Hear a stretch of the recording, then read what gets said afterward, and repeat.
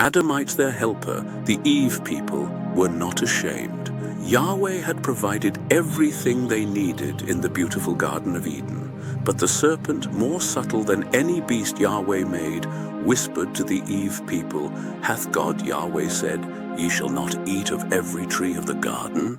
A woman from the Eve people replied, "We may eat the fruit of the trees, except the one in the midst of the garden. God Yahweh said we must not eat it or touch it, lest we die." The serpent said, "Ye shall not surely die. Yahweh knows that in the day ye eat, your eyes shall be opened. Ye shall be as gods, knowing good and evil." The woman took the fruit and ate. She gave it to the Adamites, and they all ate it also. Then their eyes were opened.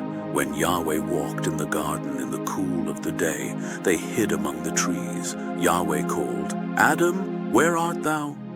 Adam, a man from the Adamite people, said, "I was afraid, because I broke your law, and my sin is visible for all to see, so I hid." Yahweh asked, "Who told thee that thou wast naked? Hast thou partaken of the knowledge of good and evil?" Adam replied, "A woman from the Eve people gave it to me, and we all ate." Yahweh asked the woman, "What is this that thou hast done?" She answered, "The serpent beguiled me, and I did eat." Yahweh said to the serpent, "Because thou hast done this, thou art cursed above all cattle. Upon thy belly shalt thou go.